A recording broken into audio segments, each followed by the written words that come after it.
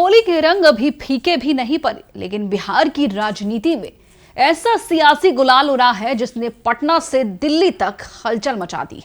जहां सत्ता पक्ष और विपक्ष दोनों खेमों में बंद कमरों में बैठकों का दौर जारी है और वजह है राज्यसभा की 5वीं सीट, जिसने राजनीतिक पारे को अचानक बढ़ा दिया।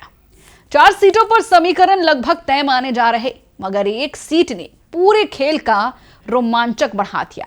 संख्या, रणनीति, नाराजगी, दावेदारी और संभावित क्रॉस वोटिंग, हर पहलू पर गहन मंथन चल रहा है। इंडिया अपने विधायकों को एकजुट रखने के लिए सख्त कदम उठा चुका है, तो वहीं महागठबंधन भी मुकाबले को तैयार दिख रहा है। यानी कि इस बार राज्यसभा का चुनाव सिर्फ औपचारिक प्रक्रिया नहीं, बल्कि सियासी ताकत और प्रबंधन की असली परीक्षा बनती दिख रही है। हम आपको सब कुछ बताएंगे विस्तार से। एक सीट की लड़ाई से लेकर उन 5 संभावित नामों पर भी हम चर्चा करेंगे, जिन्हें कहा जा रहा है कि राज्यसभा की सीटों पर सर्वसम्मान से बिठाया जाएगा। नमस्कार, मैं हूं शालिनी सिंह और आप देख रहे हैं दर्श न्यूज। 5वीं सीट ने एनडीए और महागठबंधन दोनों खेमों की बेचैनी बढ़ा दी। बैठकों का दौर, विधायकों से शपथ पत्र, प्रस्तावकों की रणनीति और संभावित क्रॉस वोटिंग, आशंका और सब कुछ इशारा कर रहा है कि मुकाबला दिलचस्प होने वाला है। सत्ता पक्ष की रणनीति, टूट से बचाव का फुल प्रूफ प्लान।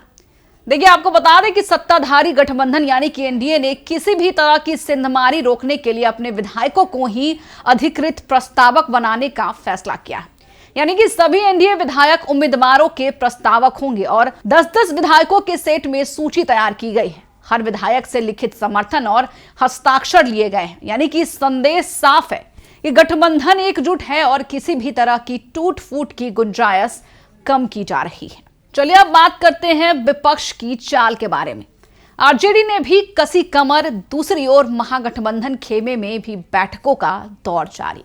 जहां लालू प्रसाद यादव ने संसदीय दल की बैठक कर राज्यसभा उम्मीदवार उतारने पर चर्चा की और फैसले का अधिकार उन्हें और उनके जो नेता प्रतिपक्ष है आरजेडी के तेजस्वी यादव, उनको दिया गया। अगर यानी कि आरजेडी अपना प्रत्याशी मैदान में उतारती है तो मुकाबला तय माना जा रहा है। ऐसे में अतिरिक्त विधायकों के समर्थन की जुगाड़ भी अहम होगी। अब चलिए बात करते हैं कि आखिर 5वीं सीट क्यों बनी है टेंशन सीट। देखिए, ये जो 5वीं सीट है फिलहाल उपेंद्र कुशवाहा के पास है और वे दोबारा राज्यसभा जाना चाहते हैं।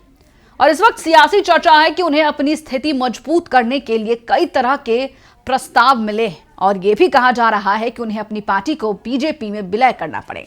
लेकिन बात अभी तक अटकी हुई है। संख्या के हिसाब से एनडीए को सभी 5 सीटें जीतने के लिए कुछ अतिरिक्त विधायकों की जरूरत पड़ सकती है और यहीं से राजनीतिक गणित पेचीदा होता जा रहा है। सहयोगियों की अलग अलग चिंता।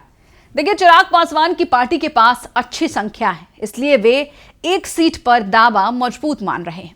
हालांकि उन्होंने अपनी मां के नाम की अटकलों से साफ साफ इनकार कर दिया है, क्योंकि कुछ टाइम से ये अटकलें थी कि चिराग अपनी मां को राज्यसभा भेजेंगे। जीतन राम मांझी भी राज्यसभा जाने की इच्छा जता चुके हैं, जिससे समीकरण और जटिल हो रहे हैं। जी हां, जीतन राम मांझी भी अब इस कड़ी में आगे आते नजर आ रहे हैं। चलिए अब बात करते हैं उन संभावित चेहरों के बारे में जिन्हें राज्यसभा भेजने की लगभग तैयारी हो चुकी है।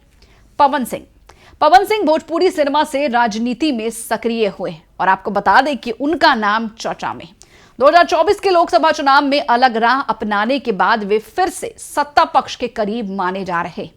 जातीय और क्षेत्रीय प्रभाव के लिहाज से उनका नाम इस वक्त समीकरण में बड़ा बदलाव ला सकता है। हालांकि उनके करीबी गुंजन सिंह ने भी हाल ही में एक बयान के जरिए ऐलान कर दिया है कि पवन सिंह का राज्यसभा जाना लगभग तय। दूसरा नाम है रामनाथ ठाकुर। वो केंद्र सरकार में मंत्री और कर्पूरी ठाकुर के पुत्र भी हैं। देखिए, रामनाथ ठाकुर को ईबीसी चेहरे के रूप में मजबूत दावेदार माना जा रहा है और उनका नाम काटना इस वक्त सत्ता पक्ष के लोगों के लिए आसान होता बिल्कुल भी नहीं दिख रहा है, क्योंकि उनका जो जड़ है राजनीति से मजबूत पकड़ रखता है। तीसरा नाम है हरिवंश नारायण सिंह, राज्यसभा के उपसभापति। देखिए, हरिवंश नारायण सिंह लगातार 2 कार्यकाल पूरे कर चुके हैं और उनकी दोबारा उम्मीदवारी पर संयम बना हुआ है। अब बात करते हैं अगले नाम के बारे में, मनीष वर्मा जेडीयू के राष्ट्रीय महासचिव है। मनीष वर्मा संगठन के करीबी चेहरा माने जाते हैं और अगर बदलाव हुआ, अगर इस बार राज्यसभा सीटों पर बदलाव हुआ तो मनीष वर्मा को मौका बिल्कुल भी मिल सकता है। और आखिरी लेकिन सबसे बड़ा चर्चा का विषय है ये नाम निशांत कुमार। मुख्यमंत्री नीतीश कुमार के बेटे निशांत कुमार का नाम भी इस सियासी गलियारों में गूंज रहा है। हालांकि अंतिम फैसला शीर्ष नेतृत्व को ही लेना है। आपको बता दें कि चुनाव कार्यक्रम जो है 10 राज्यों में 37 सीटों के लिए होना है। और आपको बता दें कि 26 फरवरी को अधिसूचना होगी, 5 मार्च नामांकन की आखिरी तारीख है, 9 मार्च नाम वापसी की आखिरी तारीख है, 16 मार्च मतदान होंगे सुबह 9 बजे से 4 बजे तक और 20 मार्च पूरी प्रक्रिया पूरी की जाएगी। आपको बता दें कि बिहार की 5 सीटों में 4 पर तस्वीर लगभग साफ दिखती है, लेकिन 5वीं सीट पर सस्पेंस चरम पर है। यानी कि एनडीए की एकजुटता बनाम महागठबंधन की चुनौती, दोनों की रणनीति अब अंतिम दौर में है। अगर मुकाबला हुआ तो ये सिर्फ संख्या का खेल नहीं बल्कि राजनीति प्रबंधन की असली परीक्षा होगी। आने वाले दिनों में नामांकन के साथ तस्वीर और साफ होगी, लेकिन फिलहाल बिहार की राजनीति में होली के रंग से ज्यादा गर्म है राज्यसभा की जंग। एक तरफ चिराग पासवान है, नेता प्रतिपक्ष तेजस्वी यादव है, जीतन राम मांझी है जो कि पक्ष और विपक्ष के तौर पर एक बड़े चेहरे माने जा रहे हैं। लेकिन सबसे बड़ी खबर है कि इस बार नीतीश कुमार के बेटे निशांत कुमार भी राज्यसभा की कुर्सी पर बैठेंगे। इस पर आपकी क्या राय है, हमें कमेंट बॉक्स में लिखकर जरूर बताएं। बने रहे हमारे साथ और देखते रहिए दर्श न्यूज।